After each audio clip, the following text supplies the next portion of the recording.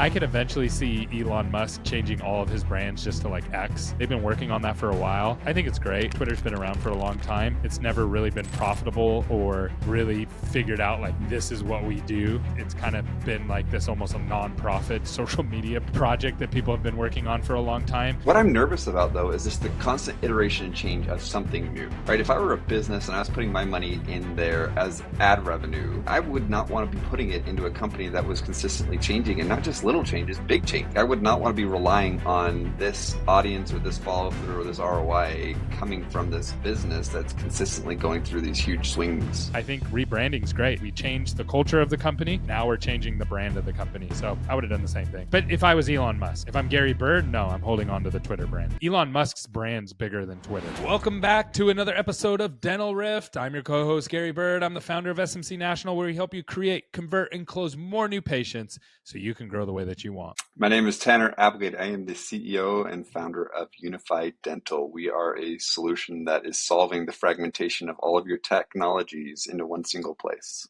So we got a couple really, really good topics today, Tanner. I'm excited to talk about. Number one, we just got back from Dykema. That was a really great event. I would love your feedback about it.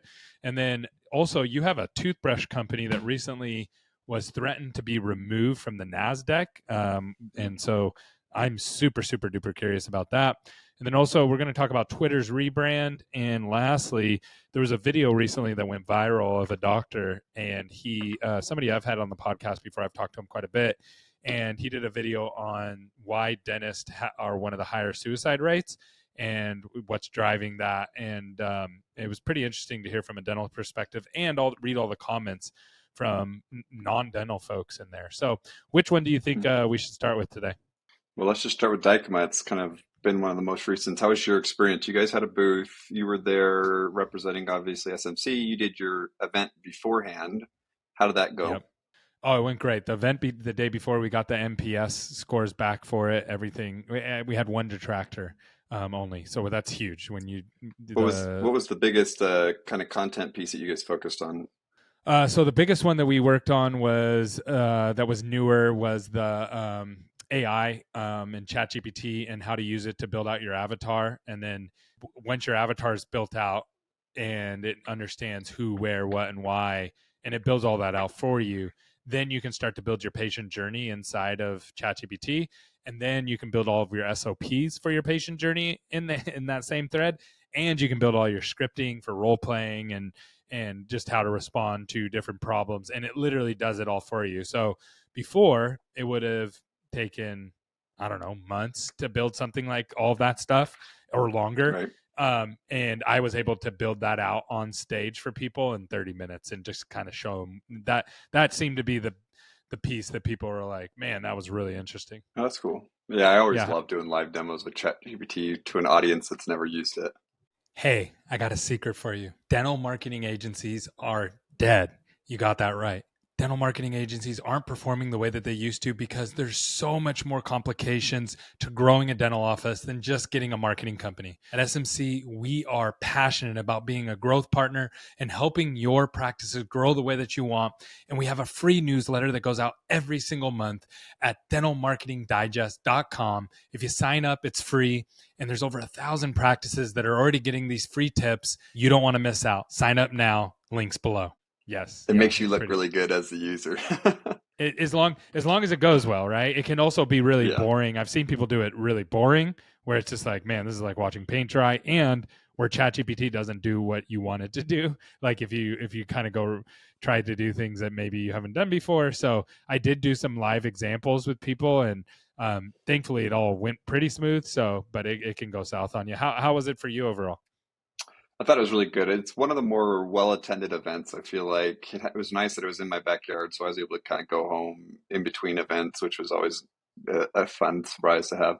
But all in all, I feel like Dykema is not a place where you go to get content. Obviously, though, there were a lot of great content options out there as far as learning and developing. I think the place for Dykema is really just all about connection and networking, and they deliver on that every time. They create a good event that causes people to want to be together, and I always get a lot of value from just being around a lot of people there. And there's been so many times that I've gone into these events where I'm like, I don't have anything that I want to get out of it, so I'm not going to go.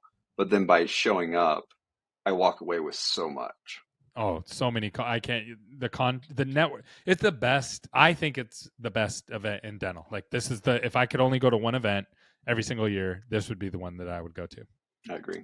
I'm the same way. That's awesome. Awesome. What one do you want to tackle next? We got the toothbrush. We got the Twitter rebrand and the Dr. Avi video. What was your reaction to the Twitter rebrand? I just have to ask. I mean, I could eventually see Elon Musk changing all of his brands just to like X, and I know that they've been working on that for a while. I think it's great.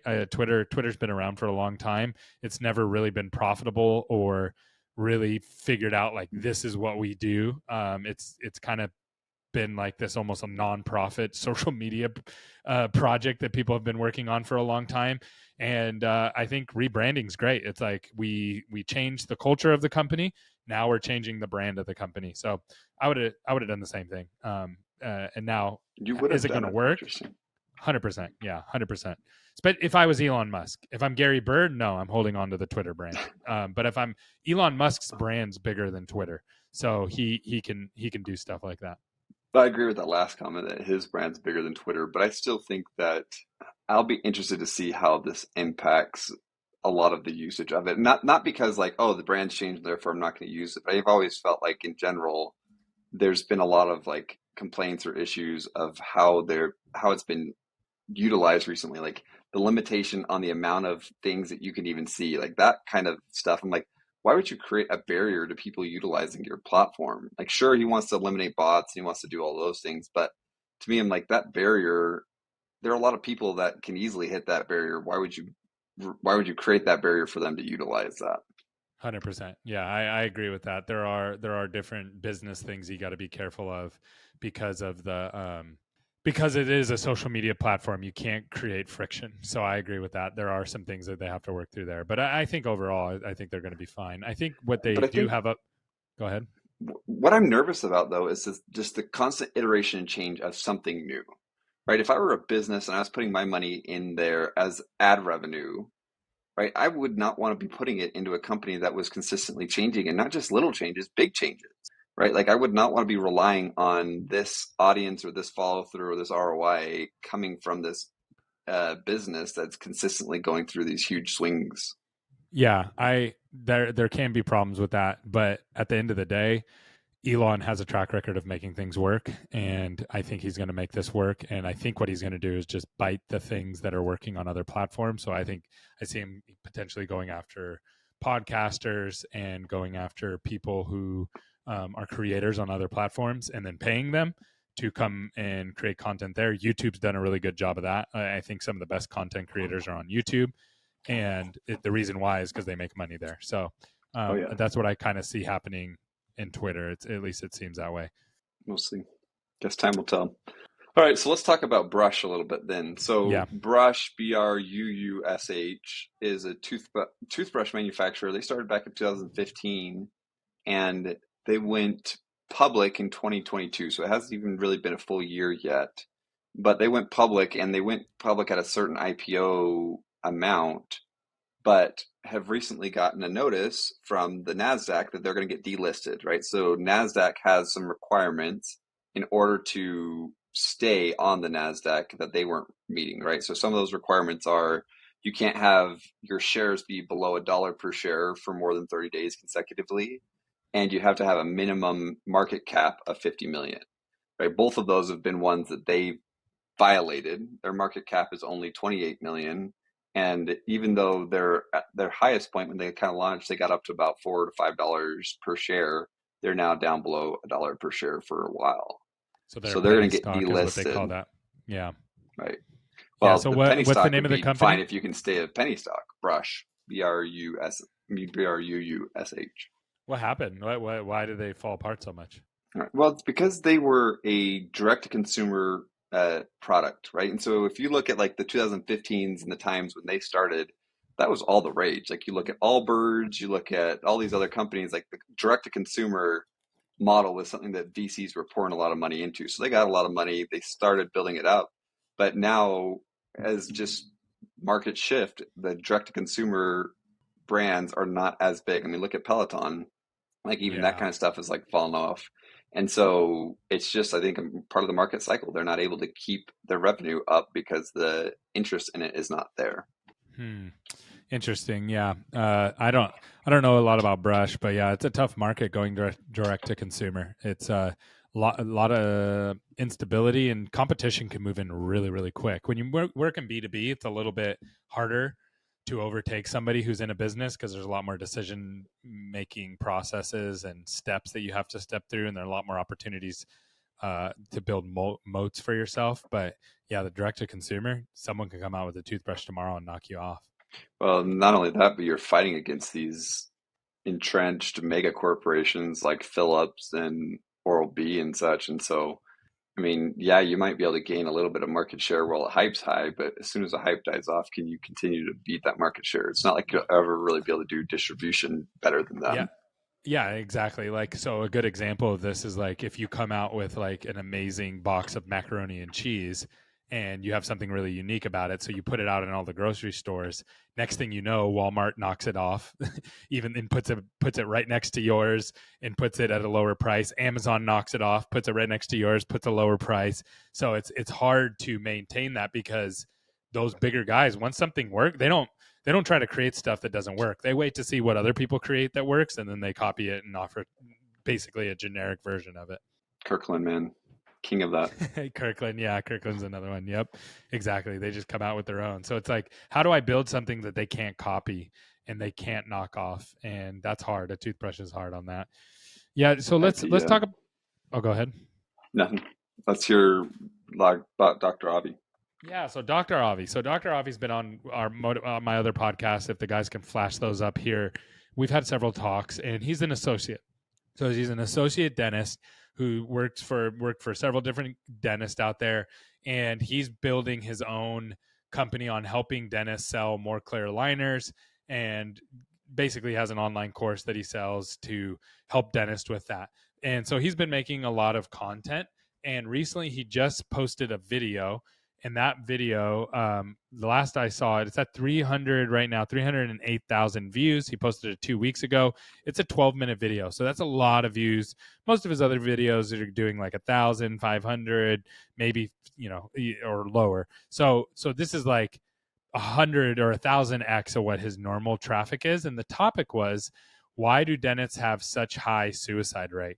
And he actually goes through and he does a good job of like just articulating like, hey, dentistry isn't what you think it is. Like, he breaks down insurance. He breaks down a lot of the doctors that he's worked for, how they've basically stolen treatment from him. And he had to, he worked super hard to go learn a treatment, and then the doctor would take it from him and move it off his schedule. When he came in that day, it was just not on his books anymore. And he talked about how he would go and ask like, hey, can I go learn how to do a new procedure? And they would be like, sure, if you pay for it, and so he would go and pay for it, learn how to do it. And then while he was gone, he would be replaced, or he would ask for a vacation, and while he was on vacation, he gave an example of how he got replaced on vacation or something like that. I don't want to misquote him, but it was just like he went through and just listed all the downsides of dentistry, and the pain involved with it, and just the long hours, et cetera, et cetera. And this is why dentists go through that. And so I just thought it was interesting that it got so many views. And I know it's a big problem because dentists, both male and female, have a really high suicide rate in the dental industry, much higher than almost every other industry out there. It's very, very high on the list. And so I just thought it was interesting that it got so many views, because that's not dentist watching that. That's the general public watching that. And usually this is a conversation that happens behind closed doors in the dental community, but it now is kind of seeping out into the general community. Did he mention anything about um, feeling alone or kind of isolated within these practices? Yeah, he talked about isolation, also like just the culture of dentistry as a whole. It's very cutthroat and like not supportive. You know what I mean? Like, and I don't know how in depth. I can't remember how in depth he went into that, but he definitely mentioned it. I'll have to watch that because that was one of the things that I've seen with dentistry in general, especially in the private practice model, which has shifted a lot in the DSO space, but it depends on the culture that you're getting into with DSOs. But I think that if I were to pinpoint it, a lot of these older practices were single doc offices. So you are a leader at the top by yourself without anyone really to connect to. And then it can be very lonely, right? Your patients don't want to see you. Your team members are literally there because that's just how they make their money. But you are alone in the struggles and difficulties that you face, and you don't really have anyone else that can really sympathize with you on a regular basis, right? And that's why I think that study groups were big, and these associations like the state associations or the ADA, like that was a big push in order to build some camaraderie in the space. But all in all, I mean, now I think that the DSO space, and that's one of the reasons why it's so attractive for newer associates, is not only that there's the mentorship aspect to help you learn and become better at your craft, but I think it's also the camaraderie of like, I can talk to somebody about my problems or talk to them about the difficulties that I'm going through, et cetera, because there's more than one doctor in an office. Yeah, that's one of the things that I actually talked to him about. Is the number one thing that associates want is mentorship, especially now with school. That's in schooling they don't get a lot of hands-on training. And so he was like, that's the number one thing that dentists want, associate, especially new associate dentists, is mentorship. And he's like, everybody says they do it. And he's like, in my experience, very few, if any, do it at all. It's kind of like, here you go. Like if you need something, come. And how he explained it to me was, these dentists are busy doing their own dentistry, and it takes a lot of time to sit down and explain and go through things. And so not having somebody there to talk to is a big part of it. And then here's the topics of his videos: dental insurance, dental stress. So he broke down dental insurance. Let me start there. Dental insurance and why, sometimes he does work that he doesn't get paid for. Dental stress, inflexible schedules, no paid time off, and then financial stress. And I think that's the component that a lot of people forget, especially older dentists, is that coming out of college before, you might have $100,000 in debt, $50,000 in debt.